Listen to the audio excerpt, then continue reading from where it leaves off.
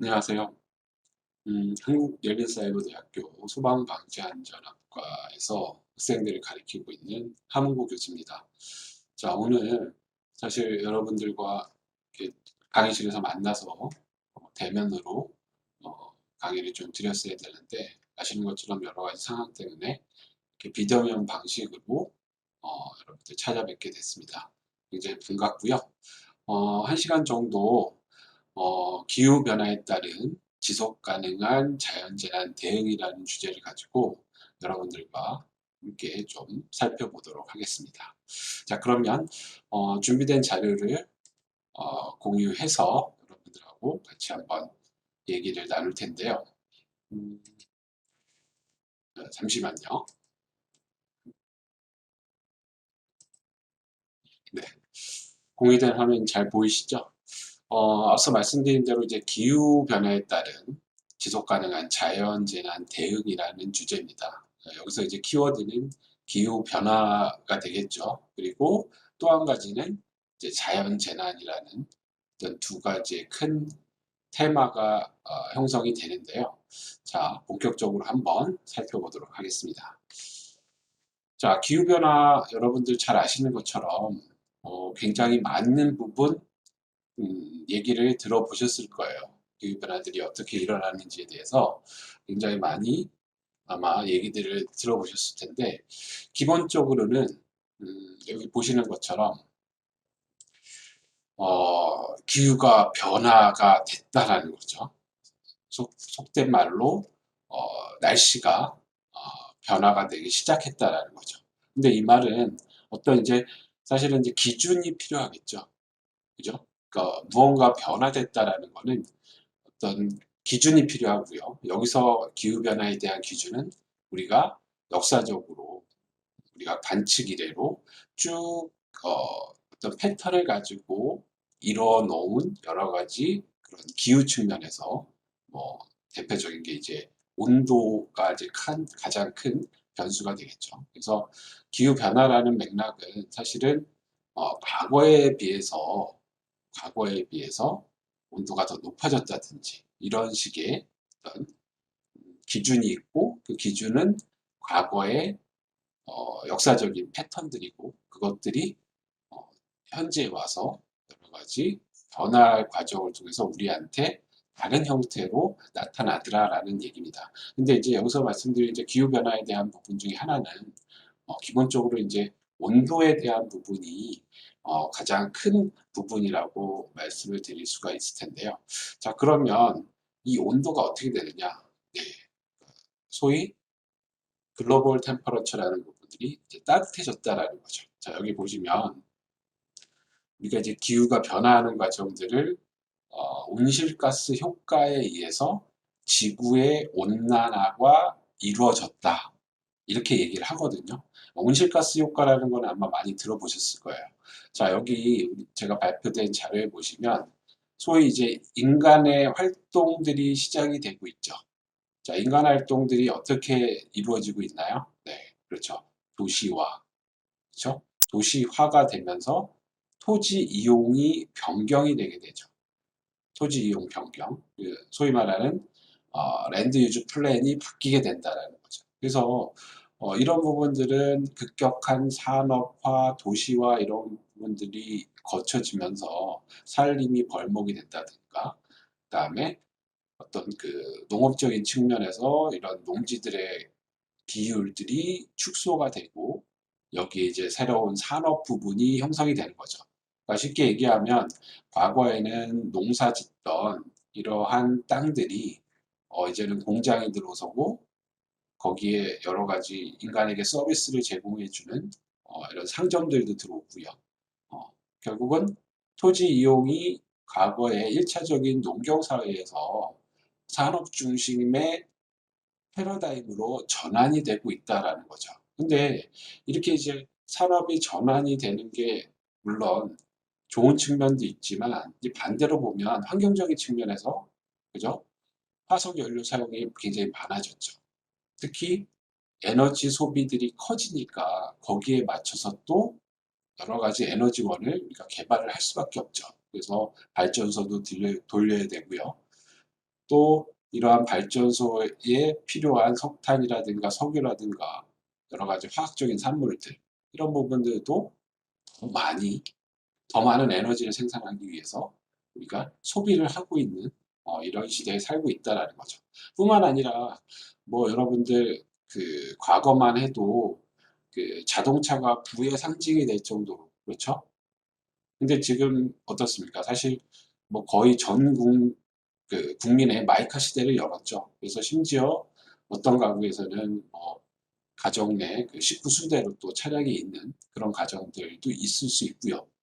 자, 이게 무슨 말이냐면 결국은 여러 가지 운송수단, 뭐 자동차 이런 부분들로 하여금 또 더 많은 여러 가지 안 좋은 탄소 배출, 그죠? 뭐 일산화탄소, 질소산화물, 황산화물 이런 것들이 어, 많이 발생이 되고요. 그러니까 그런 것들에 의해서 아시는 것처럼 그런 이제 여러 가지 배출가스라든가 탄소 산화물이라든가 뭐 말씀드린 그 질소라든가 이런 것들에 의해서 결국은 온실 효과라는 것이 형성이 되고요. 뭐 말 그대로 비닐하우스 효과인 거죠. 그죠? 그래서 결국은 지구가 따뜻해졌다라는 거죠. 그죠? 지구가 따뜻해졌다. 그래서 여기 이제 지구 온난화가 이루어지고 있고요. 그래서 이 지구 온난화의 결과로 우리가 이제 정량적인 것으로 우리가 평균 기온이 상승했다는 거야. 네, 여기서 이제 가장 중요한 게 우리나라를 포함한 전 지구적으로 지구 자체가 따뜻해졌다라는 거죠. 예, 글로벌 워밍화 됐다라는 거죠. 그래서 이렇게 뭐 어떤 분들은 야 따뜻한 게 뭐가 문제야? 어? 뭐 난방비 안 들고 좋네. 뭐 이렇게 말씀하실 수 있을지 모르겠지만 이 지구가 이제 평균 기온이 상승함으로써 여러 가지 다른 변화도 같이 일어난다라는 거죠. 이제 그 중에 이제 제가 오늘 다룰 부분이 이런 자연 재난에 대한 형태잖아요. 다시 말씀드리면 이 자연 재난이 어떻게 일어나요? 우리가 얘기하는 자연 재난의 대표적인 것들은 뭐 태풍이 온다든가, 그렇죠? 비가 많이 온다든가, 가뭄이 온다든가, 아니면 굉장히 고온의 높은 온도가 여름철에 발생을 한다든가, 아니면 또 겨울철 같은 경우에 굉장한 한파가 온다든가, 뭐 여러분들 아시는 것처럼 뭐 사만사온, 그죠? 뭐 이런 얘기도 있었잖아요. 그래서 사만사온이라는 거는 여러분들이 익히 아시는 것처럼 3일은 따뜻하고 3일은 춥다라는 어떤 그 겨울철의 대표적인 날씨의 패턴들이죠. 근데 앞서 말씀드린 대로 우리가 기후가 변화했다, 체인지가 됐다라는 의미는 과거의 기준에 비해서 변화됐다라는 의미거든요. 다시 말씀드리면 3원, 4원 뭐 이런 부분들의 패턴들이 이제 우리나라 겨울에서 잘 이루어지지 않는다는 거죠.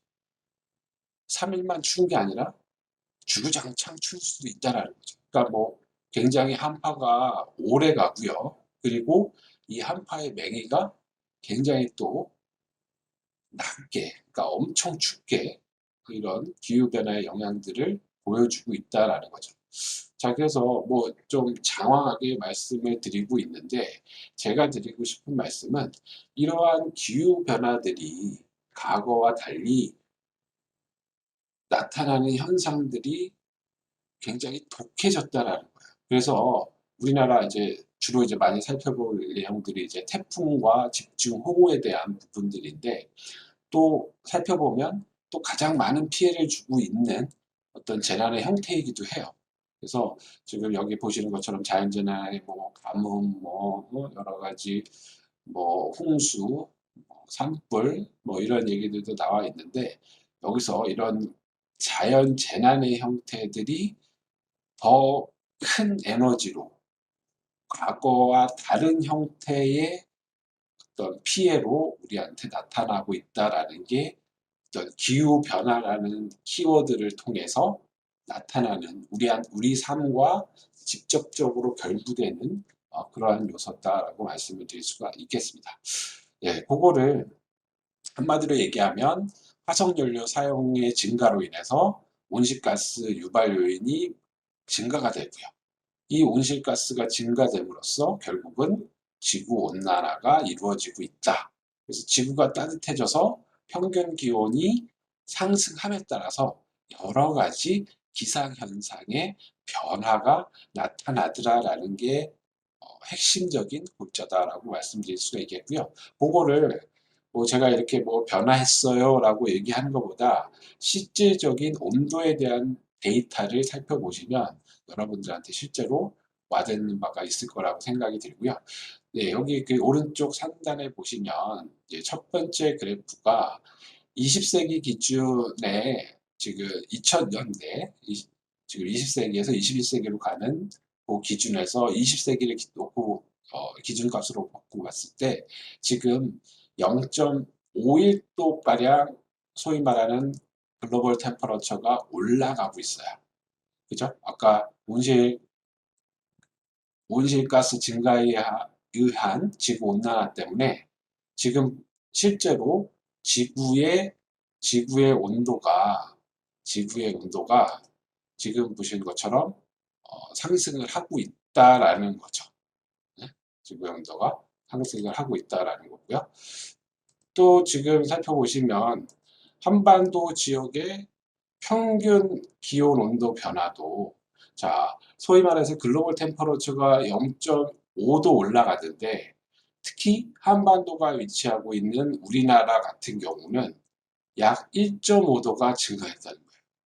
그러니까 쉽게 말씀드리면 지구 평균은 0.5도인데 우리나라는 약 1.5도, 그러니까 약 3배 더 따뜻해졌다는 거예요. 그죠? 전 지구적인 평균보다 약 3배 더 글로벌 워밍이, 그러니까 그 지구 온난화가 더 빨리 가속화되고 있다라는 거예요. 그래서 실제로 여러분들이 요 1.5도의 이 평균 기온의 1.5도의 위력이 어느 정도가 되냐면 실제로 여러분들 잘 알고 계실 거예요. 저 우리나라의 이제 대부분의 이제 식생, 그다음에 지리 시간에 배우셨지만 저도 예전에 지리 시간에 배웠던 기억이 나는데 그때 제가 뭐라고 배웠냐면 사과의 주산지는 대구, 경북 뭐 이쪽, 그죠? 그래서 경북, 능금, 그러니까 소위 말해서 충청 이남 지방의 사과 과수 재배 농가가 굉장히 많다라고 배웠어요. 그리고 실제로 뭐 시장에서 사는 것도 그렇게 이제 경북이나 이쪽에서 오는 사과들을 많이 사 먹었죠. 근데 지금 어떻습니까? 지금 거의 제가 알기로는 강원도 쪽까지 사과를 재배하는, 사과라는 수종을 재배하는 이런 과수 농가가 증가했어요. 실제로 그래서 강원도에서 사과가 많이 생산이 되고 있다는 거죠. 제가 이 말씀 왜 드리냐면 이 농업이나 이런 부분, 농업이나 어업이나 이런 부분들은 온도나 기후에 굉장히 민감하잖아요. 그래서 어떤 지역에 사과가 유명하다라고 하는 것은 그 지역의 여러 가지 온도라든가 일조량이라든가 이런 기후 조건들이 그 작물을 재배하는데 경쟁력이 있고 효과적이다라는 거죠. 그러니까 제가 뭐 농사를 잘 알지 못하지만 거기에 적합한 품종이라는 게 있다는 거죠. 거기에 대표적인 게 결국은 기온이라고 하는 날씨라는 그런 변수가 가장 큰 요인으로 작용을 하고 있다는 걸 어, 배워서 알고 있는데 그러니까 실제로 어, 한반도의 온도 상승을 통해서 지금 보시는 것처럼 식생의 작물의 재배 지도도 바뀌고 있다는 거죠. 그러니까 이 말은 다시 얘기하면 이미 기후가 변화했다라는 여러 가지 것들이 우리 삶의 어떤 생활 측면이나 경제적인 측면에도 반영이 되고 있다는 거죠.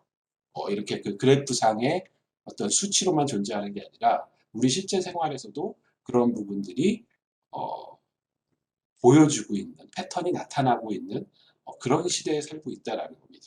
자, 그러면 제가 뭐 사과 얘기를 하려고 하는 건 아니니까요. 이제 본론을 말씀드리면 자, 이렇게 기후 변화에 따른 글로벌 워밍, 한반도의 온도 상승, 기온 상승이 우리가 얘기하고 있는 풍수해에 대한 피해로 나타나고 있다는 거죠. 그래서 요 밑에 세 번째 그래프를 보시면 풍수의 피해에 따른 어떤 재산상의 손실을 그래프로 나타난 거예요. 그죠? 그래서 보시면 쭉 우상향하는 그래프가 형성이 된다는 거죠. 다시 얘기하면 해마다 나타나는 뭐 태풍이라든가 뭐 장마라든가 집중호우라든가 이런 소위 말하는 풍수해로 말미암은 여러 가지 재산 손실 비용이 해마다 증가하고 있다라는 거예요. 그러니까 이 말은 다시 말로 하면 뭐냐면 태풍이나 지금 그 기후 변화로 야기되는 여러 가지 풍수의 재난의 세기가 더 커졌다라는 거죠. 더 독해졌다라는 거죠. 다시 얘기하면 예전에 있던 태풍보다 에너지가 센 거예요. 우리가 예전에 왔던 뭐 집중호우보다 더 많은 수증기와 더 많은 비를 내리는, 그래서 과거의 패턴과 달라지는 이런 양상들을 보여주고 있다라는 거죠. 그래서 지금 제가 다루고 있는 이 기후변화라는 키워드들이 실제로 우리 삶에 여러 가지 변화를 일으키고 있고요. 그리고 우리가 재난이라고 일컬어지고 있는 그런 요소에 실제 작용을 하고 있더라라는 겁니다. 자, 그러면 대표적인 어떤 재난의 형태인 태풍에 대해서 조금 자세히 좀 한번 살펴보도록 할게요. 자, 태풍은 뭐 많이들 알고 계시겠지만 어, 이 적도지방, 그죠? 우리가 그 소위 말하는 극지방이라고 얘기하는 저위도, 그죠? 보통 이제 우리나라에 영향을 주는 이 태풍에 생성되는 곳이 괌이나 사이판이 있는 이 남태평양이죠. 그래서 이 남태평양의 따뜻한 바다, 그죠?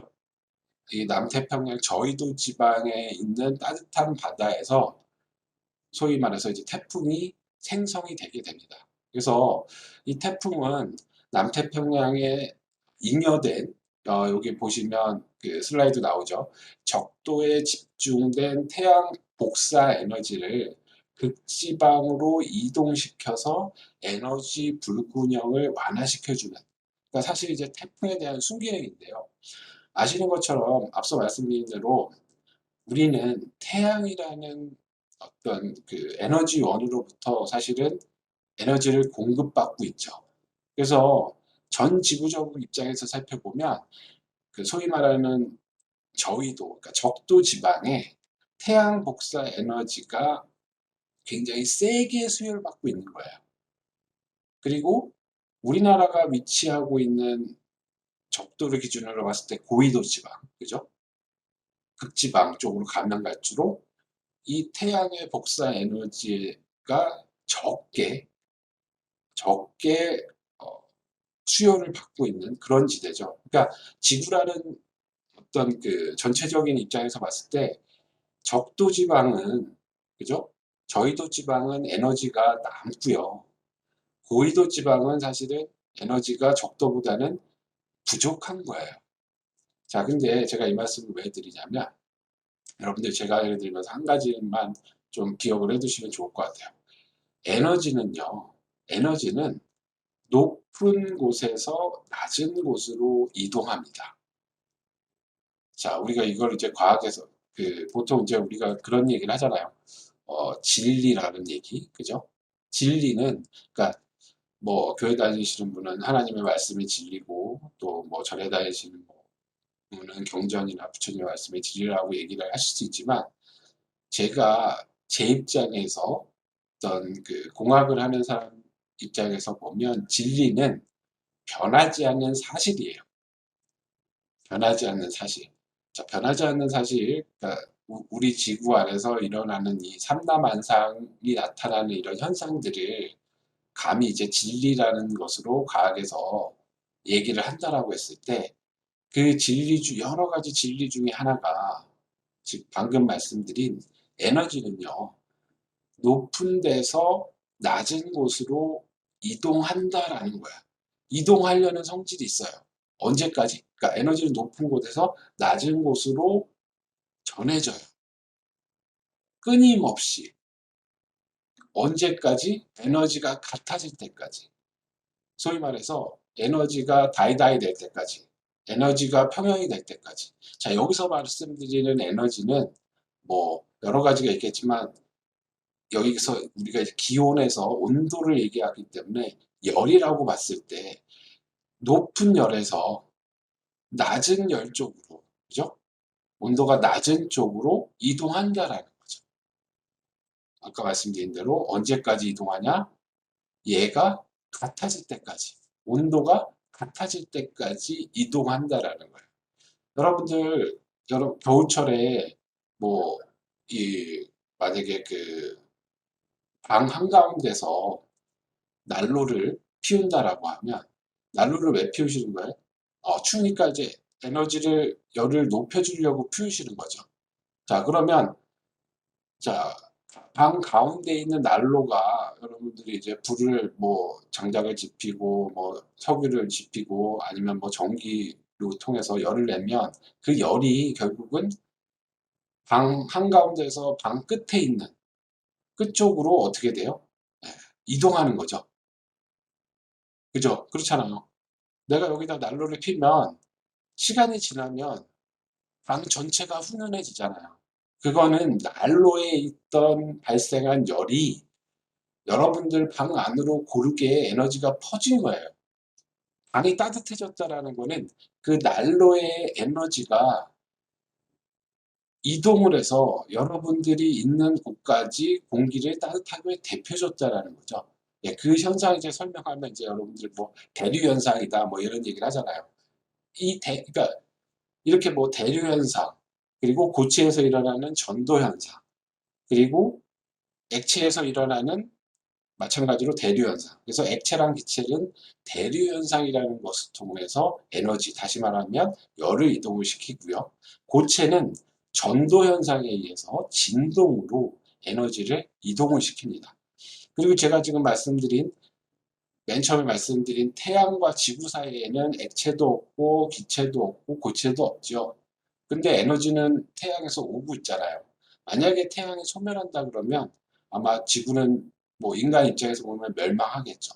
그죠? 한파의 어, 행성 자체가, 지구라는 행성 자체가 차가워질 테니까. 그죠?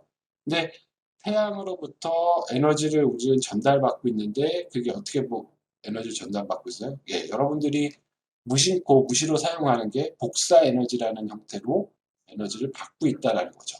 이 복사 에너지라는 거는 아까 얘기한 대로 파동의 형태로, 전파의 형태로, 빛의 형태로 지구로 에너지를 전달하고 있다라는 거죠. 이 복사도 마찬가지예요. 아까 말씀드린 지질이라고 말씀드렸죠. 에너지가 높은 곳에서 낮은 곳으로 끊임없이 이동하려고 하는 현상. 자, 얘기가 조금 다른 데로 빠졌는데요. 제가 드리고 싶은 말씀은 적도 지방에 과열되어 있는 이러한 에너지들이, 적도 지방에 과열되어 있는 에너지들이 앞서 말씀드린 대로 삼라만상을 일으키는 진리, 다시 얘기하면 에너지 평형을 이루기 위한 하나의 현상이 태풍이라고 말씀드릴 수 있다는 거죠.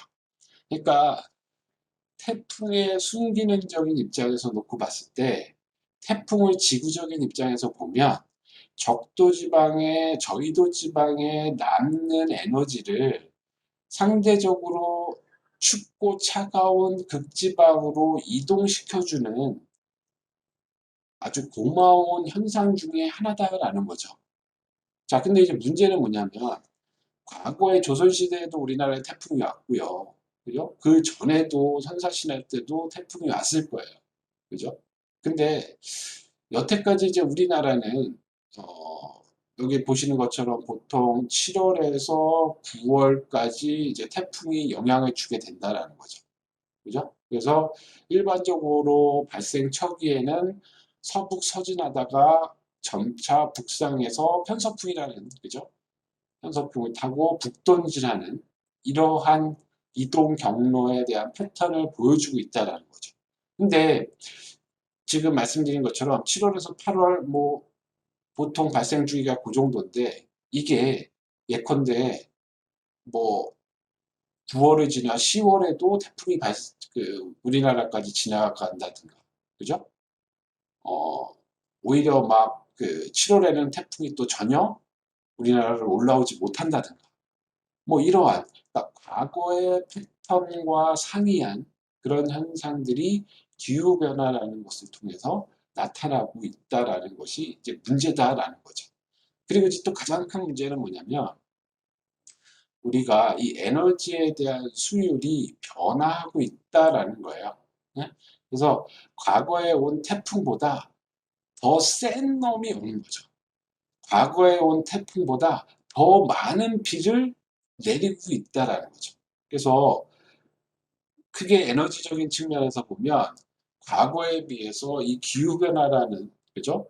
소위 말하는 글로벌 워밍, 아까 말씀드린 대로 따뜻한 한반도에 영향을 받아가지고 이런 태풍이라든가 집중호우라든가 이런 부분들이 과거와 달리 더 독해지는 이런 현상을 보여주고 있다는 거죠. 그래서 그거를 증명할 수 있는 자료가 우리 앞서 페이지에서 보셨던 것처럼 이 온도 상승과 같은 가파른 기울기로 풍수에 대한 재산 피해가 더 커지고 있더라라는 것으로 우리가 그 부분을 증명할 수 있다라는 거죠. 그래서 태풍 일반적으로 괌에서 발생하고 순기능적으로는 더 많은 에너지를 갖고 있는 적도 저희도 지방에 잉여된 에너지를 상대적으로 부족한 고위도 지방으로 이동시켜주는 그러한 자연 현상 중의 하나인데, 이러한 자연 현상들이 우리나라의 따뜻해진 기후들 때문에 과거에 비해서 더 큰 에너지로 우리한테 영향을 주더라. 그래서 이게 더 독해지고 세력이 커지고 강력해지다 보니까 우리나라도 거기에 따른 풍수의 피해도 증가하고 있는, 자, 그건 순전히 인간의 입장인 거죠. 네. 지불해야 되는 비용들이 점점 커지고 있다라는 거죠. 그래서 과거에는 이 정도만 대비하면 좋았는데 이제는 과거에 준비했던 부분으로 충분하게 우리가 대응을 못하는 거죠. 그래서 지금 이 발표의 키워드가 지속 가능한 자연재난의 대응이잖아요. 그러니까 결국은 우리도 우리의 여러 가지 대응이나 우리의 여러 가지 조직이나 우리의 여러 가지 마음 자세가 말 그대로 바꿔진 에너지에 적응할 만큼 패러다임을 바꿔줘야 된다는 게 제 강의의 핵심입니다.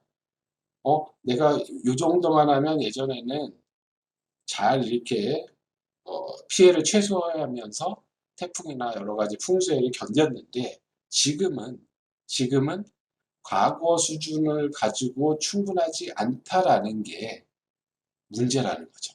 그래서 어떤 지속 가능한 그런 자연재난을 대응하는 우리 자세가 반드시 요구되고 있는 그런 시점이다라고 말씀을 드릴 수 있겠습니다. 네, 그래서 계속해서 이제 태풍에 대한 부분을 어, 페이지에 보여주고 있는데요. 조금 뭐 학술적으로 살펴보면, 자, 태풍 같은 경우 이제 아까 말씀드린 습도가 높은 공기가 유입이 되면서 태풍이 이제 형성이 되는 거죠. 그래서 열대성 저기압 뭐 이런 얘기를 하고 있죠. 그래서 이런 열대성 저기압에서 많은 수증기들을 빨아들여 가지고 세력을 확장하는 게 일반적인 태풍의 양상이다라는 거죠.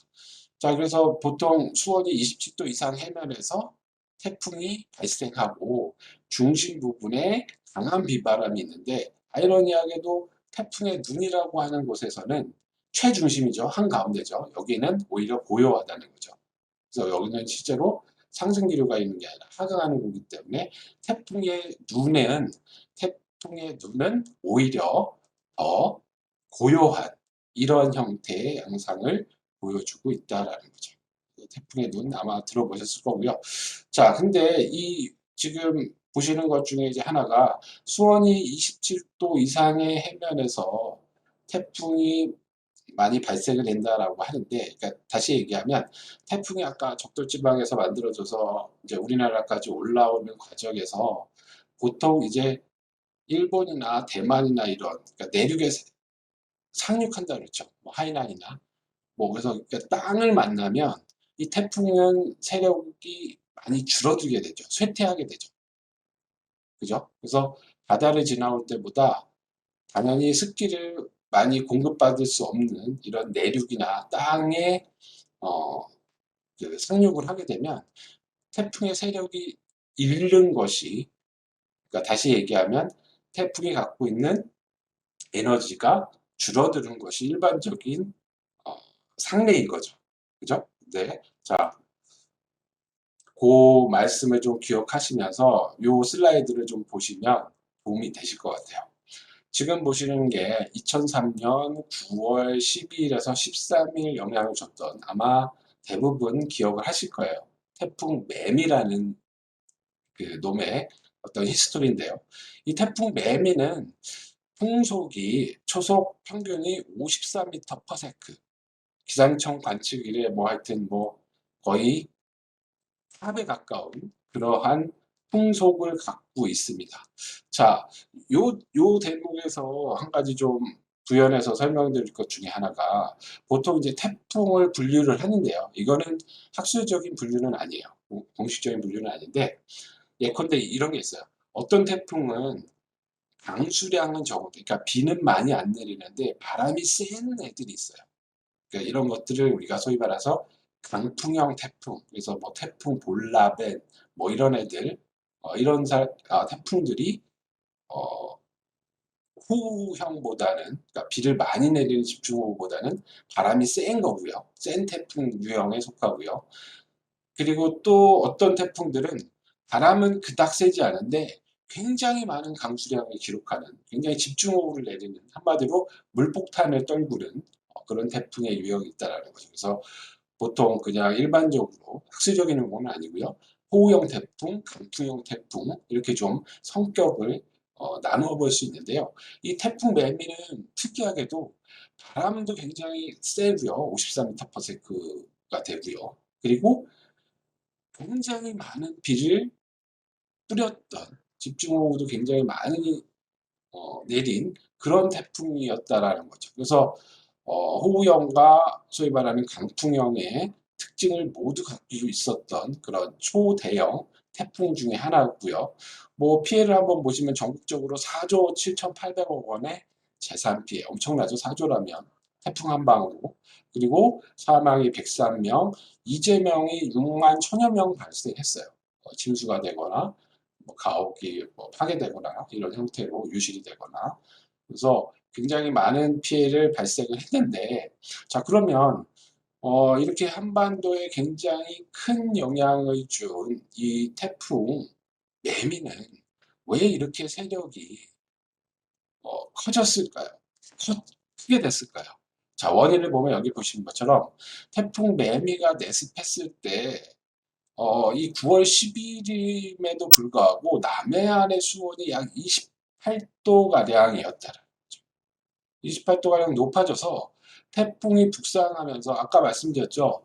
태풍이 보통 이제 내륙에 상륙하거나 아니면 이제 찬바다를 만나면 수증기 공급을 원활하게, 그러니까 에너지를 빨아들인다라는 게 태풍 입장에서는 이런 수증기들을 어, 많이 유입을 해야 되는 건데, 지금 여기 보시는 것처럼 남해안의 수온이 약 28도가량 되니까 따뜻하니까, 그러니까 지구 온난화, 다시 얘기하면 한반도의 따뜻하게 변한 이런 아열대성 날씨 때문에 실제로 남해안에서 무슨 괌 앞바다처럼 에너지를 빨아들이기 시작했다는 거예요. 수증기를 다시 공급을 받아가지고 얘가 세력이 다시 커지게 되는, 키워지게 되는. 그래서 그러니까 태풍의 세력이 커지는 가장 기본적인 맥락은 앞서 말씀드린 대로 기후변화로 인한 해수면 온도 상승인 거예요. 그죠? 그래서 이 영향을 받아서 태풍 매미가 한반도에 상륙했을 때 세력을 잃지 않고 강력한 그런 에너지를 방출하게 됐고요. 그 영향에 따라서 많은 사망자와 많은 이재민, 그리고 극심한 재산 피해를 야기했다라는 거죠. 그래서 실제로 여기 그림에서 보시는 것처럼 유람선이 좌초하기도 했고요. 그 해안가까지 떠밀려서. 그리고 지금 보시는 것처럼 이제 전신주가 부서지는 이런 형태를 또 보여주고 있고요. 실제로 태풍 매미가 내습했을 때 한라산에 있는 관측소 같은 경우에 순간 풍속이 60m/s, 그러니까 1초에 60m/s의 굉장히 센 그런 강풍을 기록하기도 했다라는 거죠. 그래서 지금 제가 말씀드리는 부분 중에 하나는 이 기후변화라는 요소들 때문에 결국은 우리는 앞으로도 더 세력이 큰, 그리고 더 많은 에너지를 갖고 있는 이런 자연현상과 더 잦은 빈도로 만나게 될 거라는 거죠. 그리고 이렇게 태풍이 오는 시기나 패턴들도 과거와 다른 형태로 나타날 수 있는 그런 공산이 굉장히 커질 수밖에 없다. 그 부분을 좀 확인을 해 두시면 좋을 것 같습니다. 자, 실제로 이 태풍 매미가 왔을 때 또 한 가지 또 재미난 거는요. 재미나다고 하긴 좀 그렇지만 또 한 가지 이제 고민해야 되고 우리가 지속 가능하게 좀 고려를 해야 될 부분 중에 하나가 실제로 그 해수면 상승이 발생했다는 거예요. 우리가 이제 이상 해수면이다라고 얘기를 하고 있는데요. 자, 보통 이제 여기 보시면 이미지에서 보시면 그 조석에 의해서, 그죠? 밀물과 썰물, 이 조석간만의 차이에 의해서 요 당시에 약 2.5m의 해수면 상승이 기록이 됩니다. 그래서 그때가 그 남해안의 만조대랑 겹치게 됐고요. 그리고 이제 그 태풍에 의한 기압 저하에 의해서 해면이, 그러니까 아까 뭐 열대성 저기압이다라고 이제 보통 이제 소멸할 때 표현을 그렇게 하잖아요. 말 그대로 이제 저기압 현상이니까 이 저기압에 따른 기압 강화로 해서 약 0.6m의 수위 상승이 기록이 됐고요. 또한 또 태풍이 갖고 있는 강풍이나 이런 것들 때문에 약 0.8m의 수위 상승이 또 발생을 합니다. 그리고 또 앞서 말씀드린 이제 강한 그런 그 국지적인 강풍에 의해서 파랑이라는, 그죠? 파랑이 형성이 되는데 이 파랑에 의한 부분들도 또 상당 부분 이상 해수면 상승에 영향을 줬다는 거죠. 그래서 실제로 여수 지방에 태풍 매미가 내습했을 때 평균의 해수면보다 약 4m 가량 높아지는 높은 이상 해수면에 대한 영향이 발생했다라는 거죠. 그래서 이런 부분들도 실제로 뭐 영화 해운대 같은 뭐 그렇게까지 뭐 높은 어떤 이상 해수면이 발생하지는 않았지만 거기에 버금가는 이런 부분들도 기후 환경 변화에 따라서 우리가 고려해야 되는 요소들로 하나 좀 살펴볼 필요성이 있는 그런 대목이다라고 말씀을 드릴 수가 있겠고요.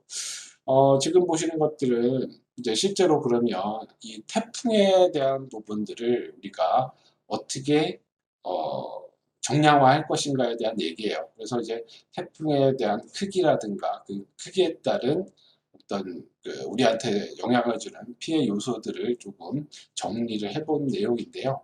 실제로 태풍은 크기와 강도로 구분을 하고 있습니다. 이거는 이제 전 지구적으로, 전 세계적으로 사용하고 있는 어떤 그 태풍의 정량적인 어떤 그 크기에 대한 산정에 대한 의미인데요.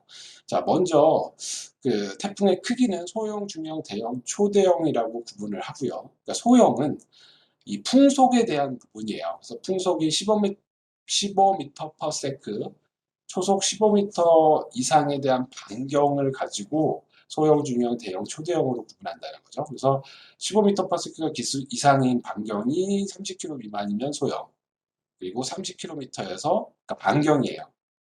그러니까 풍속이 15m/s가 영향을 주는 그 바람의 15m/s 이상이 되는 반경이 300에서 500 미만이면 중형 태풍이다.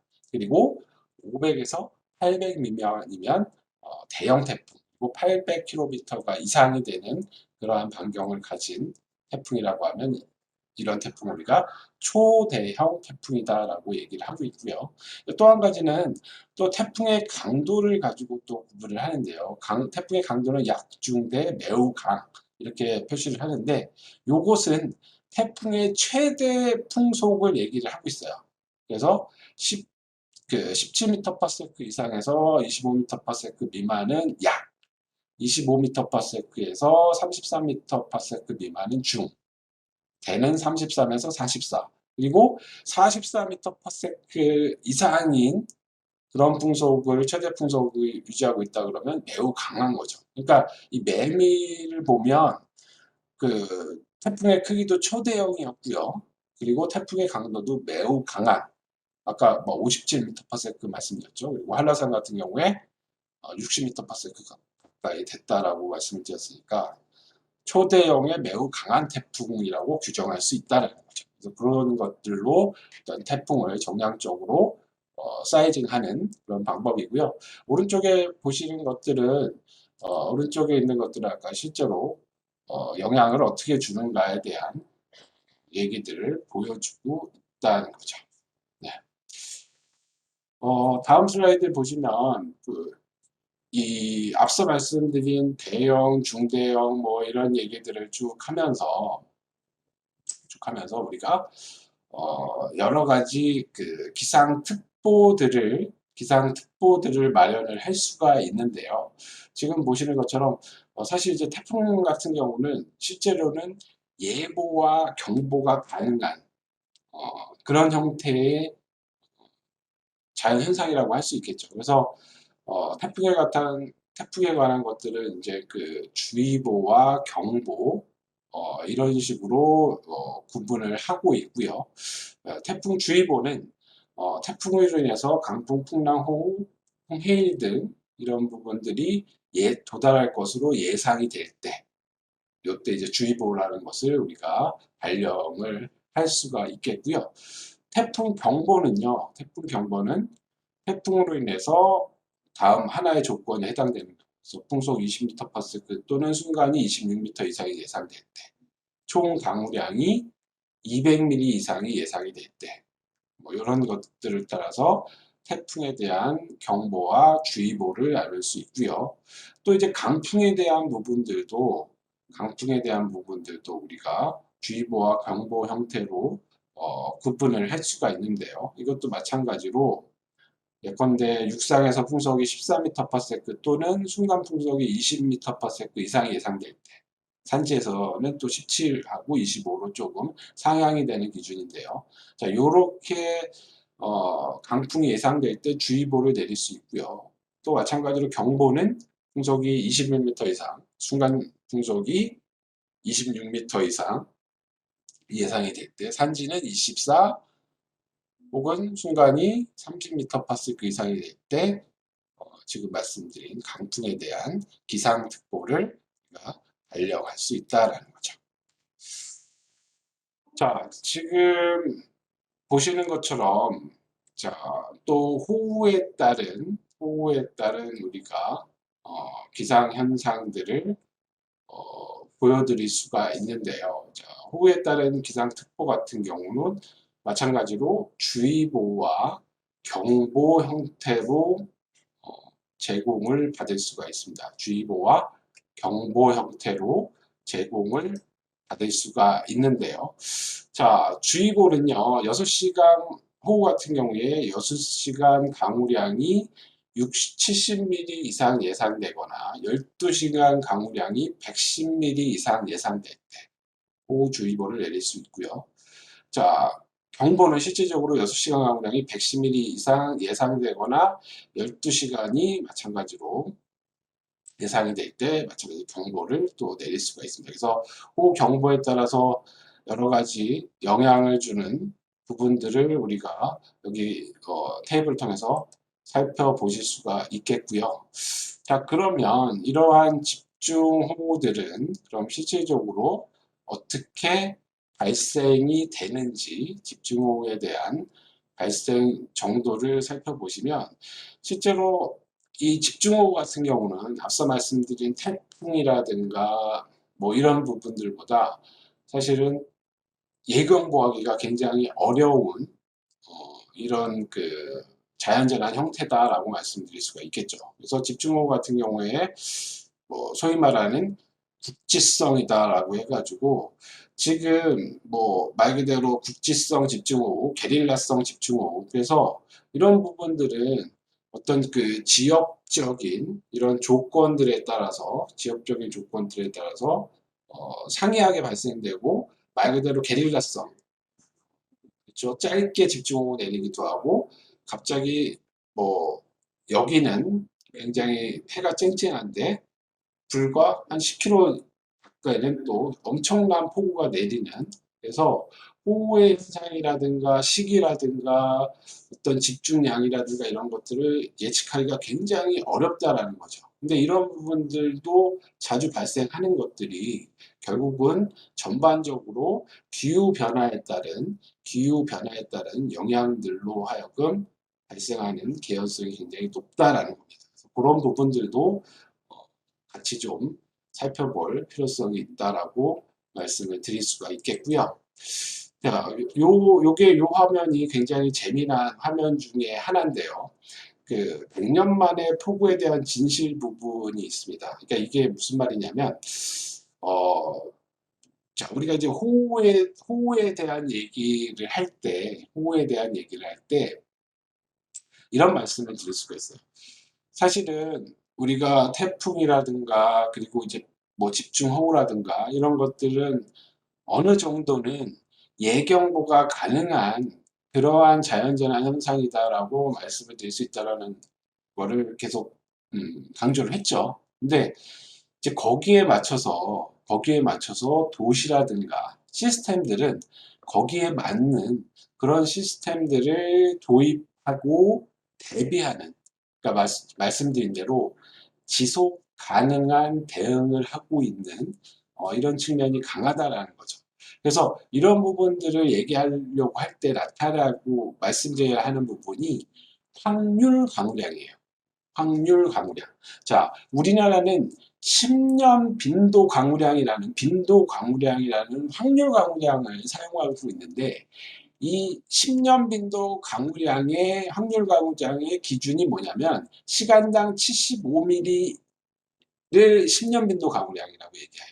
그리고 100년 빈도 강우량은 시간당 110mm, 그리고 기왕 최대 강우량에 대한 빈도 강우량은 확률 강우량은 120mm, 시간당 120mm예요. 그러니까 이게 10년 빈도 강우량이라는 말이 무슨 말이냐면, 자, 비가 많이 내리면 우리가 이제 도시가 갖고 있는 기능 중에 하나가 물을 빼야 되는 거죠.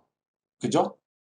자, 물은 어떻게 빠져나가요? 보통 이제 우수관이라는 걸 통해서, 그죠? 비가 내리면 그 우수관을 통해서 빗물이 빠져나가는 이런 시스템을 갖고 있다라는 거죠. 그래서 10년 빈도 강우량이라는 거 쉽게 얘기하면 우리가 어떤 도시가 갖고 있는 배수량을 결정하는, 그러니까 우수관 사이즈를 결정하는 어떤 기준값이에요. 그래서 시간당 75mm의 비가 내려도 그 비를 효과적으로 배수를 시켜서 도시가 침수되거나 홍수가 일어나는 것을 막아주는 기준이라는 거죠. 자, 근데 여기 재미난 카피를 하나 보시면, SBS 뉴스 2011년 7월 27일자 카피예요. 제목이 뭐냐면 100년 만에 피해 곳곳에서 피해가 속출됐다. 그래서 뭐 서울에 내린 기습폭우로 인해서 피해가 점점 커졌다라고 돼 있는데, 요 2011년 당시에 서울시의 도시계획 측면에서 서울시가 갖고 있는 기준이 뭐냐면 10년 빈도 강우량을 기준으로 해서 우수관을 설계가 됐어요. 네?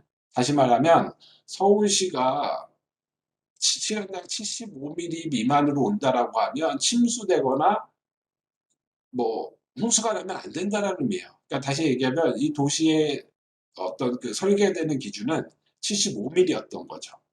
근데 뭐 75mm니까 사실은 100년 만에 폭우가 아니라 이제 빈도 강우량이라면 10년 빈도가 맞는 거였고요. 그래서 기존의 배수시설이 10년 빈도 75mm를 기준으로 하고 있기 때문에 사실 이날 의미는 서울에 여기 시간당 75mm 이하로 왔어요. 약 65mm 정도 시간당 집중호우가 내린 거죠.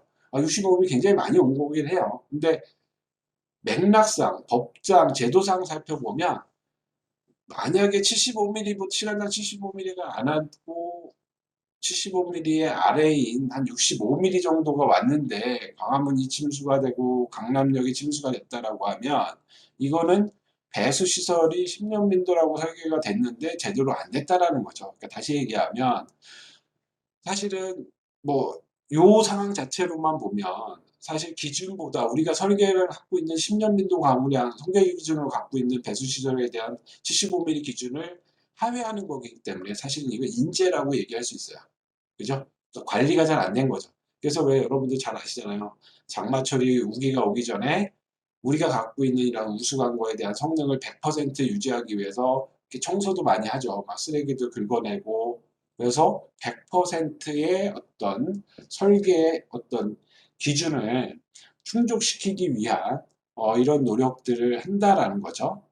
그죠? 이해하시죠? 근데 이런 부분들이 사실은 실제로는 75mm에 못 미쳤지만 그 10년 빈도 강우량의 배수 시설에 대한 성능을 충분히 유지할 수 없었기 때문에 사실 그날의 작금에 2011년 7월 27일 날 여러 가지 침수 피해가 나고 뭐 이런 영향들을 받았다라는 거죠. 그래서 제가 지금 이 말씀을 왜 드리냐면 이 기후변화가 이 상황 자체는 사실은 뭐 75mm에 우리가 갖고 있는 기준이 뭐 아랫부분이었으니까 결론적으로 말씀드리면 크게 뭐 위험한 상황은 아니지 않나라고 얘기하지만 실제로 기후변화가 일어나고 그리고 시간당 75mm 이상 올 수 있는 개연성이 굉장히 높아졌다라는 거죠.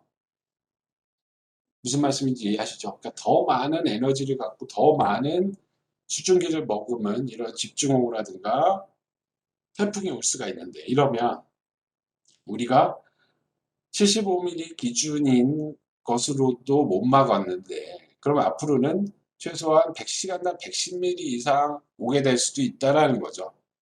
그러면 거기에 걸맞는 배수 시설을 우리가 갖춰줘야지 실제로 이러한 그 폭우가 내렸을 때 도시가 기능을 찾고 안전을 확보할 수 있다는 거죠. 그래서 지금 현재는 시간당 75mm인 10년민도 가공량이 기준이 아니라 100년민도 강우량으로 지금 배수시설을 서울시 같은 경우는 교체를 완료했고요. 다른 지자체들도 계속해서 예산들을 확보를 하면서 빈도 강우량의 설계 배수시설 기준을 상향 조정해서 대응을 하고 있다. 이렇게 확인을 좀 해두시면 좋을 것 같고요. 그래서 이제 그런 것들을 바탕으로 해서 우리가 실질적으로 그러면 어떠한 위험 요소와 점검들이 이루어져야 되는지에 대해서 좀 살펴보면 실제로 지금 이런 부분들이 실제 사례에서 문제로 나타난다는 거죠. 이렇게 강판 슬레이트가 노후화되면 이런 강풍이나 이런 부분들에 의해서 탈락이 될 수도 있고요. 뭐 싱글 지붕 같은 경우에도 그죠? 아스팔트 싱글이라고 하는 재료로 이렇게 그 지붕이나 이렇게 한 부분들도 이게 그 바람이나 이런 부분들 때문에 강풍 때문에 파손이 되거나 이탈이 될 수 있다는 거죠. 특히 이제 요 세 번째 철골 이음무 같은데 그죠? 이런 철골 이음무가 훼손이 됐을 때도 영향을 받고요. 특히 이제 이 벽과 지붕체 사이에 이음부 틈새가 발생되면 이거 굉장히 취약합니다. 그래서 앞서 말씀드린 기후변화에 따른 굉장히 높은 풍속의 강풍을 만나면 이 부분에서 구조적인 탈락이라든가 이탈이 발생을 할 수가 있겠고요. 이 옥상 파라펫 부분도 마찬가지고요. 그러니까 조적조 같은 경우도 조적 벽체가 탈락이 될 수가 있고 특히 이제 요즘 문제가 되고 있는 이 일명 드라이비트라고 하죠. 이 드라이비트가 화재에도 문제가 될 수도 있지만 이 외단열재 마감 불량을 해서 이 드라이비트가 찢겨져 나가서 비산돼서 피해를 주는 이런 영향들, 이런 그 외단열재로 사용되고 있는 이런 부분의 시공상에 대한 문제점도 여러분들이 좀 눈여겨보실 포인트들이다라고 말씀을 드릴 수가 있겠습니다. 그리고 계속해서 지금 뭐 천장재 같은 경우에 이런 뭐 속된 말로 그 den조 쳤다 그랬죠. 이 실링하는 부분들이 어 집중하중을, 그러니까 높은 충하중을 받아 가지고 실제로 이제 정압보다 그 주변 부압이 2배 이상 커질 수가 있거든요. 그래서 이런 부분들이 탈락이 될 수도 있고요. 처마 같은 부분도 마찬가지고요. 그리고 옥상 같은 실외 에어컨 실외기 부분들도 고정 불량이 되면 이탈이라든가 파손이 발생할 수 있고요. 자 보시면, 자 이 배수구, 옥상 배수구 같은 경우 요거는 이제 많은 집중호우가 내렸을 때 실제로 물의 배수가 제대로 안 되면, 그러니까 사실 주택이라는 부분은 물을 오래 머금으면 먹을수록 하자예요. 그러니까 살 수 있는 가능성이 커진다라는 거죠. 그래서 가장 좋은 것은 비가 와서 물이 고여 있지 않고 빨리 배수가 되는 이런 시스템으로 만들어주는 게 좋은데, 이 배수구 부분도 마찬가지고요. 뭐 정실 같은 경우에 지하나 뭐 이런 저지대에 위치하다 보니까 방수턱이라든가 이런 부분들에 대한 설치가 중요하고요. 뭐 옥상 바닥, 그 특히 이제 우수관 같은 경우에 아까 이제 빗물이 빠져나가는 우수관이 파손이 되면 이제 해당 부분에서 물이 이제 바깥으로, 그러니까 관로를 이탈하게 되고요. 이 이탈된 물들이 예기치 않은 곳으로 또 흘러 넘어갈 수가 있어요. 그래서 여러 가지 하자라든가 민원을 발생을 시킬 수가 있거든요. 그래서 그런 부분들, 특히 이제 벽체 관통부 이런 부분들도 우리가 여러 가지 태풍과 집중호우가 왔을 때 좀 미리 체크하고 점검을 해야 되는 그런 요소들이다라고 말씀을 드릴 수 있다라는 거죠. 자, 그래서 뭐 조금 이제 요 이미지를 한번 살펴보실 텐데, 재난이 일어났을 때 어떻게 우리가 대응을 해야 되는지 효과적으로 그런 방법입니다. 그래서 지금 이제 도시의 한 단면을 보여주고 있는데요. 뭐 예컨대 이런 거죠. 집중호우가 되면 반드시 이제 창문이라든가 이런 부분들을 닫아두시는 게 좋고요. 그리고 예경보가 가능하다라고 그랬잖아요. 그리고 여러 가지 상황들에 대한 것들이 지금 현재 이제 뭐 라디오라든가 TV 그리고 인터넷, 그리고 요즘은 많이 사용하시고 있죠. 그 디딤돌이라는 앱, 뭐 행안부에서 발생된 저기 만들어 놓은 이런 각종 어떤 미디어나 매체를 통해서 실시간으로 정보를 받으시는 게 굉장히 중요합니다. 그래서 그러한 정보를 활용하시는 게 좋고요. 특히 이제 집중호우가 일어났을 때 가로등이라든가 이런 전기 시설들, 전신주, 공사장 이런 부분들은 당연히 또 접근하시거나 근처에 있으시면 안 되죠. 감전이라든가 이런 위험이 있을 수 있고요. 대피할 때는 차를 사용하시거나 저지대에 위치한 차량들은 필히 고지대로 옮기시는 게 좋고요. 특히 이제 유사시에는 필요한 물품만 챙겨서 좀 효과적으로 탈출을 하시는 것이 굉장히 좋습니다. 그래서 뭐 굉장히 급박한 상황이다라고 하면 그런 부분에 걸맞게 신속하게 이동을 해 주셔야 되는 부분이 좀 있고요.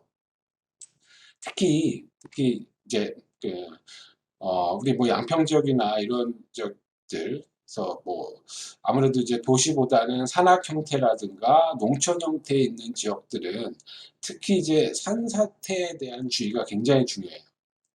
이 산사태 같은 경우에 어, 과거에 비해서 더 많은 형태로 발생을 하고요. 아까 제가 발표 모두에 여러 가지 토지 이용이 변경됐다라고 얘기했잖아요. 그래서 뭐 많은 부분 나무도 벌목이 되고 있고요. 그리고 또 경치 좋고 산세 좋은 곳으로 가다 보니까 굉장히 구배가 가파른, 그죠?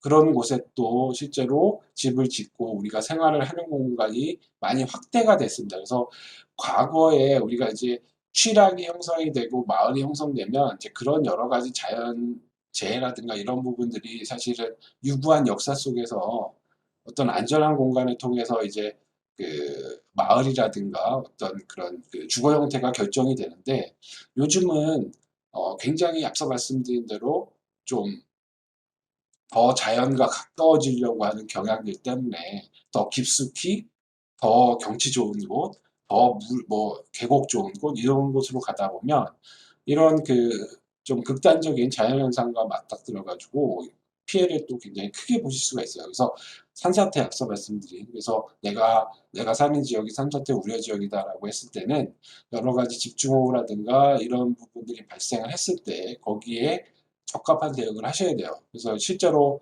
갑자기 지하수가 발생을 한다든가, 그죠? 그러니까 갑자기 물이 안 나던 곳인데 샘이 솟는다든가, 거꾸로 물이 잘 나왔는데 물이 갑자기 안 나온다든가, 그러면 실제로 산 윗부분에 있는 지하수 수위가 변경이 됐다라는 거거든요. 그러니까 어떤 그 토질이라든가 이런 물길이 바꿔졌다라는 거고요. 그죠? 그리고 뭐 갑자기 땅올림이 있다든가 산울림이 있다든가, 갑자기 뭐 산허리가 금이 가거나, 혹은 또 뭐 여러 가지 흔들림이 발생했을 때, 그러니까 뭐 갑자기 나무가 쓰러진다든가 바람도 안 부는데, 뭐 이런 것들은 소위 말하는 산사태 전조 증상이다라고 인식을 하셔야 되고요. 빨리 해당 지역에서 대피를 하시는 게 좋습니다. 그래서 어떤 그 앞서 말씀드린 산사태, 그리고 산사태가 유발될 만한 그러한 지역에 사시는 분들은 이런 집중호우라든가 여러 가지 자연현상에 좀 귀 기울여서 잘 좀 눈여겨보실 부분이 있고요. 아까 도시지역 같은 경우에는 저지대라든가 상수, 층수지역 이런 부분들에 대한 아마 주민들이 이제 대부분 알고 계세요. 그래서 그런 부분에 계신 분들은 자연 어떤 예견보 상황에 좀 맞춰서 준비를 하시는 것이 굉장히 좋다. 그래서 앞서 말씀드린 대로 라디오, TV, 인터넷 이런 기상 정보들을 효과적으로 활용하셔서 안전을 대비하시는 것이 무엇보다 중요하다라는 말씀을 드리고요. 어쨌든 우리가 굉장히 변화되고 그리고 다양한 그러한 환경에 살고 있어요. 그래서 과거에는 일정한 패턴을 가지고 어떤 그 우리가 그 수용 가능할 만한 이런 에너지에 영향을 받았다라고 한다면, 상대적으로 지금 현대를 살고 있는 저나 여러분, 그리고 불과 가까운 미래에는 더 높은 에너지에, 그리고 더 많은 변수를 가진 이런 것들과 우리가 맞닥뜨릴 수밖에 없는 이런 사회에 살고 있다라는 거죠. 그래서 우리가 지금 기후 변화를 막기 위해서 뭐 아시는 것처럼 뭐 탄소 배출권 얘기하면서, 소위 말해서 그 선진국들이 뭐 그 기후 변화 협약도 맺고 G7 국가들이 모여서 탄소 배출을 막기 위한 여러 가지 방안들을 가지고 있지만, 사실은 뭐 우리가 살고 있는 갑자기 뭐 자동차를 안 쓸 수도 없는 거고요. 그리고 전기 사용을 또 줄일 수도 없거든요. 그러니까 현실에서는 그런 부분들은 계속 소비될 수밖에 없고요.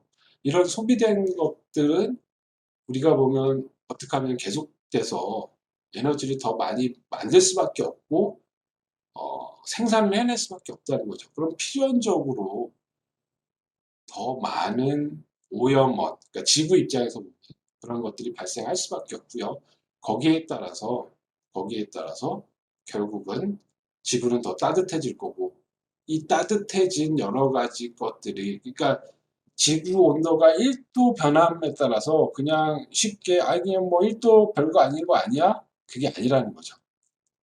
0.5도, 1도, 어떻게 보면 1도 정도의 그런 에너지가 우리가 생활하는 공간에서는 전혀 다른 에너지로, 형태로 우리한테 영향을 줄 수밖에 없다라는 거죠. 그래서 그런 부분들을 좀 살펴보시면 효과적일 것 같고요. 뭐, 한 시간 정도 남짓 여러분들과 좀 말씀을 드렸는데요. 결론적으로, 우리 그 기후 변화는 이미 우리와 함께 하고 있고요. 그죠? 함께 하고 있고, 우리가 이제 변화된 기후를 잘 적응해서, 살아가야 되는, 어, 그런 세상이 왔다라는 거죠.